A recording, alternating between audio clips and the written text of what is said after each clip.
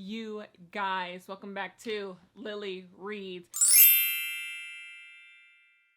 Today is our Halloween reading vlog. For the next week leading up to Halloween, I want to read thrillers that take place at schools. Now, I am not sure if this is considered dark academia. I don't think so. I don't think just because a book takes place at school means it's dark academia. I think that the book has to do with like school type things. So think Ace of Spades, think something like that. Like it has to take place with stuff at school to be considered dark academia, but I do not know. That's the thing about this vlog. I am exploring this idea. I will look up what dark academia means in the vlog so we can decide if that's what it is. But I want to read books that take place at a school setting. So earlier in the month, I read The Lion Game by Ruth Ware, and I really enjoyed it. And what I really enjoyed was the boarding school aspect of it. So I always had this idea in my head, like, do I like books that take place at schools? Do I like books that take place with people in classrooms in one place and they're only there because they all go to the same school or teach at the same school? Do I like that? And is that considered dark academia? I do not know. So I decided to find 3 books on my bookshelf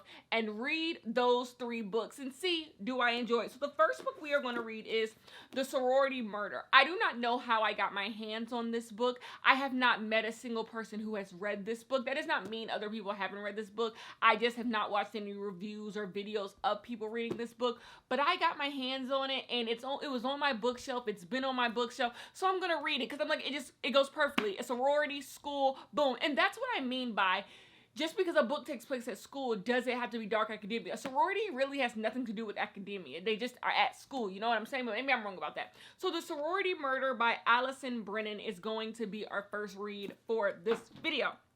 The next book we are going to read is a translated book, Confessions by Kanae Minato. This book has already had its day. People have already loved it. People have already disliked it, but it has been sitting on my bookshelf. It has been sitting on my bookshelf for a while, and I just think if you're going to read a book that takes place at school, Confessions is like one of those books. I just feel like when I think of books, thrillers for specifically that take place at school or mystery books that take place at school, Confessions is a book that's always popped into my head. So I am finally going to read Confession by Kanae Minato.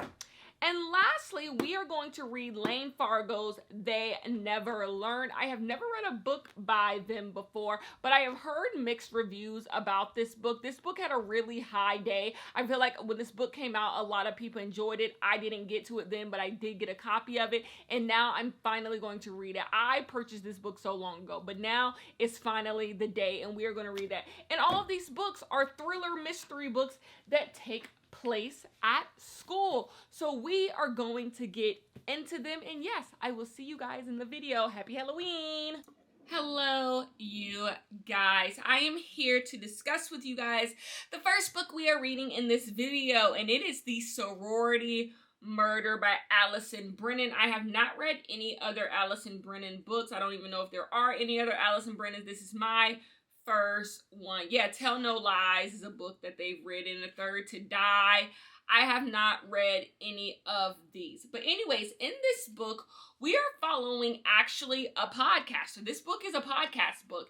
And basically this guy, he decides he is going to do a podcast to try to solve the murder of a sorority girl who was killed 3 years ago. So we start the book off, we are at the party that the sorority girl was at. We're there, we're with Candace, and then something happens. And that's when we go into the present of Luke trying to solve this murder. Whereas Luke is trying to solve this murder and do this podcast, he gets in contact with this, like, is he like a marshal? A U.S. marshal whose son died, and she's looking for a hobby. So she wants to bring this U.S. marshal in because this U.S. marshal might be able to help with the case. And so this U.S. marshal and this guy, they both kind of start trying to solve this sorority murder. So the sorority murder is that this girl goes missing. She goes missing for about a week, and then when they find her, she is dead in a lake. And they believe that this homeless guy is the person who killed her, but there's a lot of like evidence that doesn't really go with that. And the homeless guy is missing, and so no one's even been able to bring him in to see if he did it because he's gone. And so like everyone is in, so the, oh, by the way, the guy with the podcast, he goes to the school. And so like this is kind of like digging up old wounds, digging up old trauma that people have gone through, and there's secrets, there's mystery, there's lies, who's telling the truth, what's going on. That is what this is about. Did you hear what I said? This is clearly the book for me. I say this every time I read a book like this. Detective stories intentionally trying to solve a mystery is one of my favorite things in novels. This is the reason why I don't like amateur sleuthing. I say I don't like amateur sleuthing because there's something unserious about it. That's why I don't really love cozy mysteries that much. Something about you just stumbling upon clues and all of a sudden things falling out of thin air, and did this person do it? Did this person do it? And you kind of poke around until you get to the who did it, and you know everything kind of resets. I don't enjoy that. I just find something really unserious about it, and I'm not really able to dive into it. But when we get a story where someone literally is pulling out forensic files, someone is combing through character witnesses, someone's combing through the eyewitnesses, combing through court documents, I love it. I love it. I love it. I love it when someone is intentionally solving the murder. That's why I love detective stories, and that's why I love podcasts stories, because usually they're doing the exact same thing. I just love it. I love when people are intentionally trying to solve a murder mystery and everyone's telling lies, and that's what this is. This is so good. This, by the way, I really am not selling it fully. This has so many POVs. We have a Candace POV, who is the girl who's dead. We have a POV from the like detective. We have a POV from the podcaster, and we also have a POV from some of the sorority girls as well from the current moment. So there's a lot of POVs going on, but it's not hard to follow. It's just really, really good, and it's a really good reading experience because it's one of those flimsy books. Like, it's flimsy. Oh my gosh, I'm enjoying my time. I'm really, really enjoying my time. This is what Halloween is made of to me. So ways. And you want to know what? I say I don't like amateur sleuthing, and I've been sitting with the fact that y'all saw in my Ruth Ware video, I enjoyed It Girl by Ruth Ware, and I keep asking myself, why did I enjoy It Girl by Ruth Ware, where she was also sleuthing? Like, she was trying to solve a mystery too, and she wasn't a professional. And I think it's because there wasn't any silliness to it. She wasn't stumbling upon information. Because the murder mystery, the murder had already happened, the person was already dead, we knew who was dead, and we knew who we thought did it. She could go through court records, she could go through statements that other people did. She was also intentionally solving the murder. In a cozy mystery, or just like a random story that has a mystery, the person has no guidelines. They have nothing to follow. They're just going off whims and, ooh, I have an itch. And I don't enjoy that because it's not realistic. I like when there is already set parameters and you're using the court documents, the police, the stuff you already know to solve a murder mystery, and you're trying to figure out who lied, who didn't tell the truth. In this book, they were discussing how the detective, the marshal in this book, she was saying that, like, the reason why murder mysteries usually don't make sense when all the evidence is because one person probably told a lie. And I find that really interesting. It's the reason why I love detective and like intentional mysteries. Like, you're trying to figure out the one person who is lying, because it's true. In a murder mystery book that's done well, it's usually just one person telling a lie. And that one person lying is throwing every single person's story off. So if you find that one person who is being deceptive, everything starts to make sense. And that's the fun about it. That's the fun to me of an intentional story. But when you get like into the cozy mystery category, baby, people just be saying stuff. People just be lying. The point is to be silly, right? I'm not knocking that type of book, because the point is to be silly. Like, nothing is too serious, but it makes it hard to like really, for me to really care. I feel like you're there more for the vibes more than anything else. And that's what I appreciated about these two books. I think this murder mystery series, even though it's like a cozy murder mystery series, I think it does well at like still keeping the murder mystery part serious, you know? So anyways, I'm enjoying the hell out of this book, and I will see you guys in my final thoughts. Okay, you guys, I have completed the Sorority Murder. And I am going to give this 4 out of 5 stars. Like I said, everything I said in the last clip, I still fully agree with. I enjoyed everything about this book, this detective story. We have detectives, we have podcasts. It has so many elements that I enjoyed. There's a lot of players on the board. You're not sure who's sketchy, who's not. It does, once we get to the end, like most murder mystery books, when you get to who the culprit is or what happened, it does get a little silly. And this, it does not evade that. This does get pretty silly at the end, and that's why I'm going to take a star off. And then I do think a few too many characters get introduced, and then we have like the deputy or whatever her name is, the marshal. She has a whole storyline about having a dead son that kind of just feels incomplete. Like this almost feels like the start of a series. Maybe it is, I don't know, but like she has a whole dead son storyline that we kind of get information on and kind of don't, and I kind of felt like that was a little incomplete. So that's another reason I'm going to take a star off. But overall, I'm going to give this 4 out of 5 stars. And that moves us on to Confessions, which I am not done with. I am on page 79 in this book. In this book, we are following a school teacher in Korea. And basically, she is talking to her students because it is her final day working at this school. And she's basically like, I know 2 of y'all killed my daughter, and this is how I know, and this is what I'm doing to enact my revenge on y'all. And so she's talking to the students, and the students are talking back to her in a way, but we don't get to know what the students are saying to her.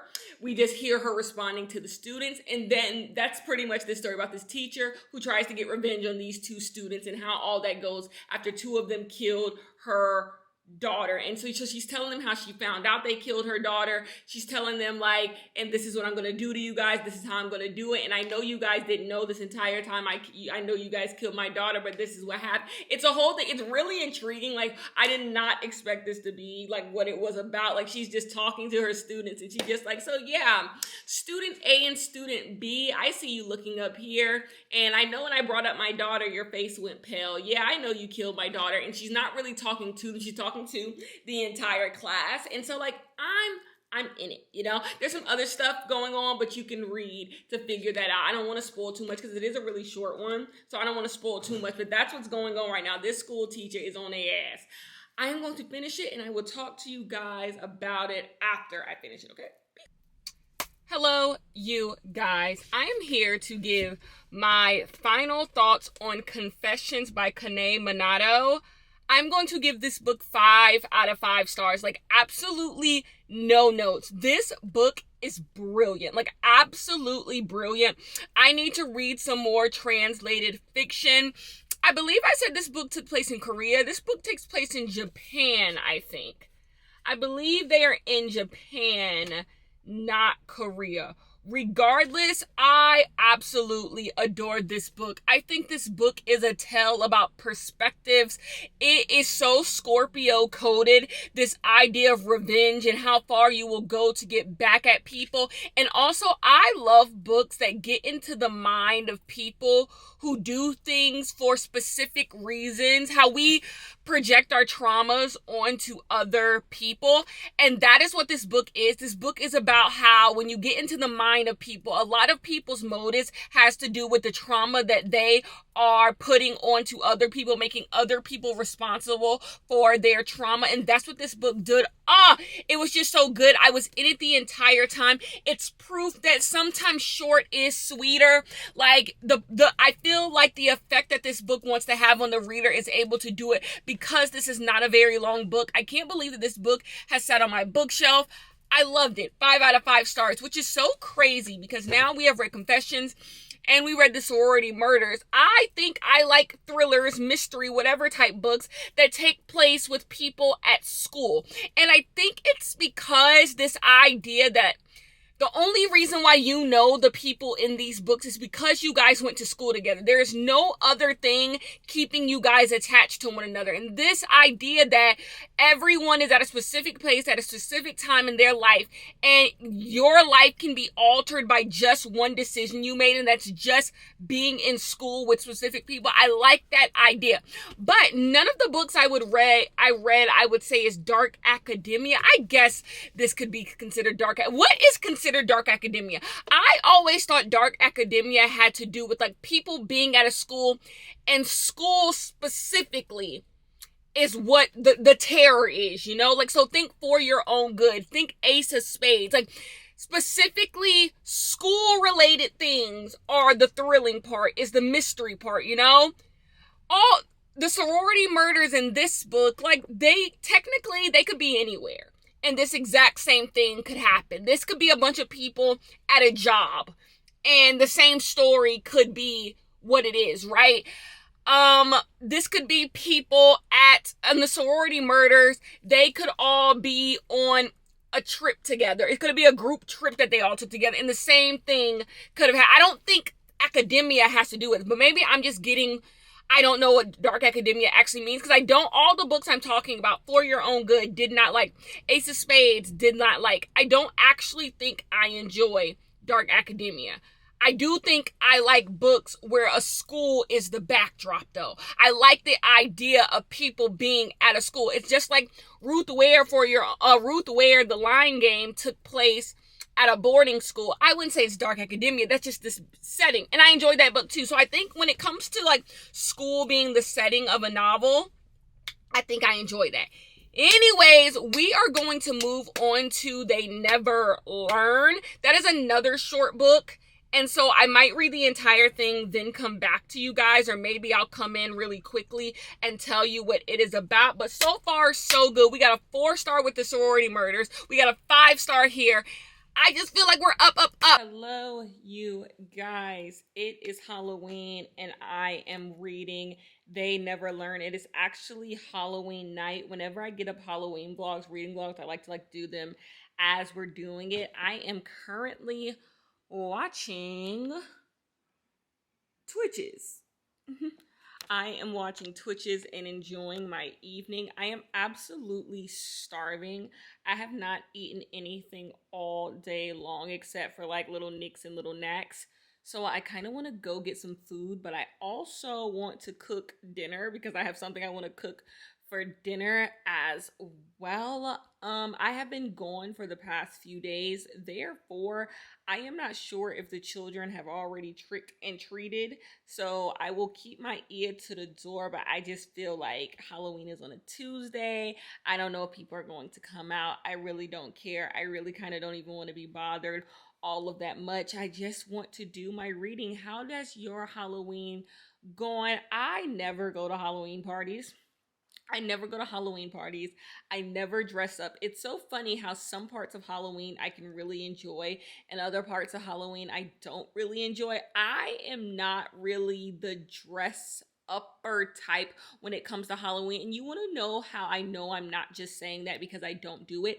I don't even enjoy other people's costumes. You know how people like celebrities will post their costumes, or people will post their costumes, and like people are so excited to see what people are wearing and all. I simply don't care. Like, I simply do not care. But I love other parts of Halloween. Like, I love the festiveness, I love the spookiness, I love the movies, I love the pumpkin, I love all of that stuff. So there's like some stuff I like about Halloween, other stuff I do not like about Halloween. And like costumes is one of those things that I don't like. Even when the kids show up, like I'm not like, ooh, wait, what is your costume? Like, I don't care. I simply do not care. So like dressing up for Halloween has just never been me. I've never really cared all that much, but I do love Halloween. Halloween is one of my favorite holidays. Can you believe that October has gone by this fast? It's so crazy to me that my birthday has already come and gone. I've gone on vacation. I put up this is going to be our 3rd vlog this month. We did Ruth Ware, we did Black Mystery, and now this. Like, oh my gosh. I will say, since we're here chit-chatting, I will say that I did not read as much this month as I thought I was going to read. So that's quite curious. I had this idea that I was going to read all of these thriller books, and I really didn't do that. So what I am going to do is I think I'm going to extend my thriller reading into November, because I'm dedicating the last 2 months of the year, so November, December, to only reading new releases, well, new books that I purchased. That's all I'm reading in November, December, so I can like push out maybe 5 thrillers into next week. In a little bit, after like a week and a half, I can dedicate to trying to read some thrillers. I have 2 on audio, 3 physical.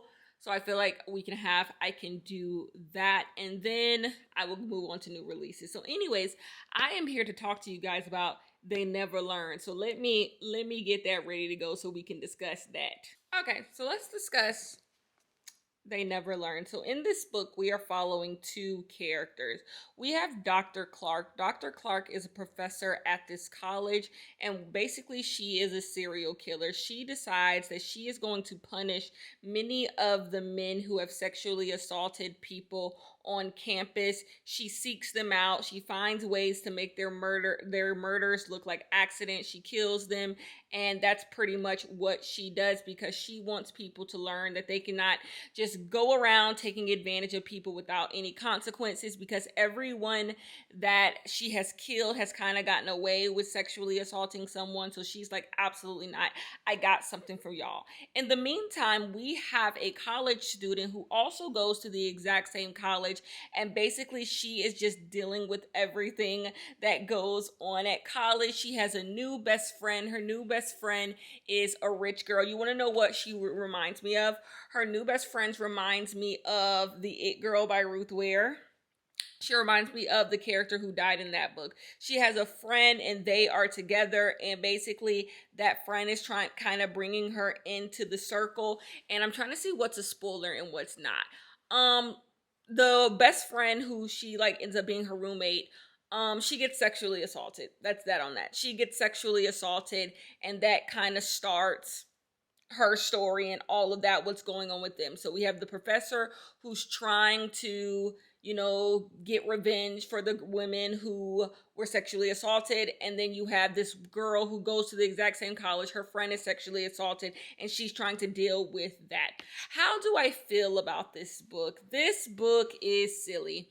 And I don't mean that in a bad way. I don't mind silliness, and it's not like I'm disliking this book. It's just silly. Number one, there's a plot twist in this book that, like, I think anyone can see. Like, I don't know, maybe it's because I read too many thrillers, but like anyone can see what this book is trying to do and what's going on in this book. So when it does happen, I'm not gonna be gagged. Like, I know what's gonna happen. Like, you don't even have to like be like, Kenya, what if it doesn't? It's gonna happen. It's gonna happen, and I'm not going to be gagged because I think it's gonna be silly.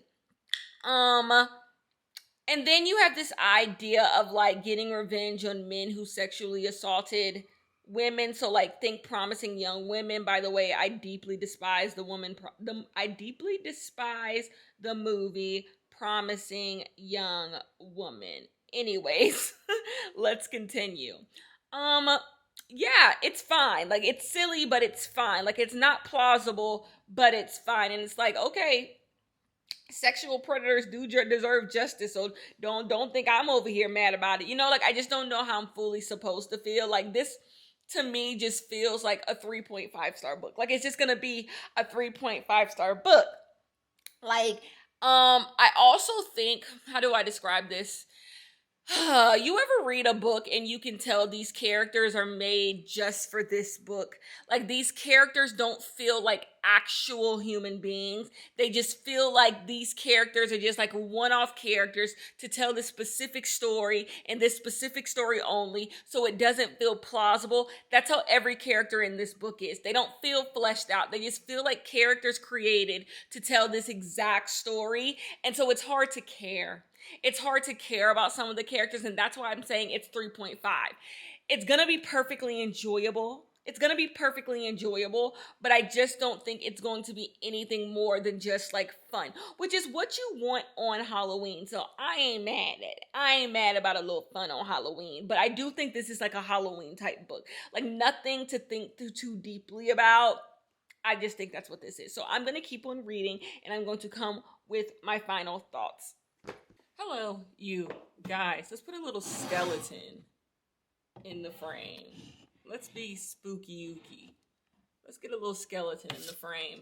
Okay, you guys, I have finished They Never Learn, and Halloween night is coming to a close. But before we go, let's actually look up what dark academia is. So I don't know if dark academia is like a real thing. I think this is something like the internet has made up. This is like a subculture genre that people of the internet have made up. So let's see what dark academia is. Like, I think, like, let's go. Okay, so the first thing I put in my Google, what is dark academia books? Okay. Categorized as dark academia, these books are moody and mysterious narratives that usually take place within the confines of an esteemed university or boarding school. Think darkened libraries, cloak and dagger campus, looming Gothic towers, college quads, buzzing with intrigue. So that's why I was saying like Ace of Spades would fall into this. But when you think about like boarding schools, you could put Ruth Ware, The Lion Game. For me, with dark academia, I think if what I consider a dark academia book, like school has to be the main thing going on. Like them being at this school is the thing that's going on. Like the school is a part of the mystery in a way. For me, the books that we read in this, they could take place anywhere. In this book, she could be killing people at her job. Confessions could take place also at a job. And then I guess the sorority murders is the most maybe a little dark academia because like special societies, they are specifically in a sorority, but she's the only person in the sorority. But I don't want to spoil anything, but I think the ending would also lean it more into dark academia. But I still don't think that is, because you have two characters that have nothing to do with the sorority. You have a deputy or a marshal or whatever. Then you got a guy who's doing a podcast. So I don't know. I don't think any of these three books actually fall into dark academia. Let's see. They had some examples of dark academia. We have The Plot. I have it on my bookshelf. Haven't read it. The Maidens. I haven't read. Let's read The Ninth House. Yes, The Ninth House is 100% dark academia. We're dealing with spookiness, ghosts, ghouls. I don't know if there's ghosts or ghouls, y'all. Y'all know I DNF'd that earlier in the year. But it was like secret societies. They were at Yale. That checks all of the dark academia boxes. This isn't that, but we'll continue. I don't know this one. Wait, I'm a liar. They Never Learn is on that list. So I'm lying. People consider They Never Learn dark academia. Why? So you know what? I feel like if They Never Learn is dark academia, Confessions is also dark academia, and The Sorority Murder is also dark academia. So I guess any book that takes place on a school and creepy things happen at a school is dark academia. I feel like we need to change it. Like, I don't know. Like, I just think these are thrillers that take place at schools. I don't think they're dark academia, but that's me trying to change the confine, and that's not the truth. Like, if they telling me on Google dark academia is anything that takes place at a school, then I'm gonna just have to accept that that's what dark academia is. But I just never thought of the sorority murders as dark academia. I never thought of Confessions as dark academia. You know what? I'm gonna pull back on that. Confessions is 100% dark academia. Like, I do think Confessions is 100% dark academia. Because it's specifically dealing with the student-teacher relationship and what that has to do with one another. So I'm walking back the Confessions. I think Confessions is this dark academia? I actually think the more you read this, you don't think this is dark academia. But I guess it is, because everyone's at a school, weird things are happening at a school. I think the school is prestigious. Child, I guess all of these are dark academia. What can I do? I've looked and everything is dark academia. Speaking of, because I was on this website and it said 11 gripping dark academia novels. This was on the list. Let's discuss my thoughts on this. As I said, 3.5 is what I'm going to give this. Like I said, the thing I thought was going to happen happened. And then I think the ending is silly, but I think this book is silly. Like, I don't think, gripping, I don't think this book is gripping. I think this is a perfect Halloween type read, It's fine. It's not like I'm gonna say it's not for me. I just think it's a popcorn read. Like, it's a fun little popcorn read. I enjoyed it. But like I said, I think the characters are unrealistic. I think the story is unrealistic. And who's to say that characters and stuff have to be realistic? I just like my stories to feel that way. I want the spook factor. I want the creep factor. And for me, that happens with characters that I can relate to. That happens via characters I can relate to. And that was not this. So in T ways, should I just end this right here? Should I go get the other books and just end this right here? No, I'll end it upstairs. I will talk to you guys later to wrap up this video. And so we learned today that Kenya has no clue what dark academia actually is. And then earlier in the video when she said dark academia has to do with like actual school things, anything that takes place at school is dealing with actual school things. So all of these books could be dark academia. I do think I get it now. I get it now. Like seeing it now, I get it. I get it how this is dark academia. Like dark things happening at a school. That's literally what dark academia is. Dark things happening at a school. Spooky things happening at a school. And that's all of these. All of these books. So all these books are dark academia. The name of this video is Kenya Reads Dark Academia for Halloween. Boom. I'll talk to you guys later. Peace. You guys, it is time for so long. I have read all of the dark academia books as I've now learned. And you know what? I enjoyed myself. We got a 5 out of 5-star book in this video, which is Confessions. This is going to be one of my favorite books of the year. I really, really enjoyed this. If you have not picked up Confessions, it's a really, really short book. I genuinely believe you can read it in one sitting. It is really, really interesting. It was not what I expected. I think going into this book and knowing little about it is the best experience with this book like I did. I don't know how I've been able to remain spoiler-free for this long, but I really enjoyed this book. Another book that I really enjoyed was The Sorority Murder. I said earlier in the video that I haven't heard anyone talk about this book. That does not mean that this book isn't popular. I mean, it looks like it's already in mass market paperback. So like, it's probably is popular and people probably have read it, but I haven't seen anyone. And I really enjoyed this. This had podcast element, detective elements, and then just regular thriller elements. So I think it has something for everyone, and it's a good mystery. I do think the ending, we drift off into a little bit of foolishness, but I think the ride is really fun on this one. 4 out of 5 stars. And unfortunately, my least favorite book will be They Never Learn. I don't really enjoy silly thrillers. I think of it like, you know, some people don't like silly horror. Like, they like their horror gory, scary, all of that. And so when horror leans silly, they don't like it. That's kind of how I am with thriller novels. I like my thrillers to kind of be serious in a way. And so when they get a little silly, it kind of takes me out of it. And that's kind of what this book was. I don't know. I don't think it's plausible. I don't know. I find the characters to be a little like book characters and not feel like real people. So this one wasn't for me, although I do think it's really, really enjoyable, and it's fitting that I read it on Halloween because it is a Halloween type of book. Anyways, I have dinner to eat. I have made my dinner. It is the end of the night, and I have to upload this video for you guys. So thank you guys so much for watching this vlog. It's a quick one. There's not a lot of B-roll because I honestly haven't been home, so there hasn't been any B-roll in any of this because I've been away, but you know, you get the purpose, you get the gist of the books. And I learned what dark academia was today. I learned what a word, a phrase was. So all of these books would classify as dark academia, so I know now. Anyways, I will talk to you guys in the next vlog. You guys will see me for my October wrap up. Okay, peace.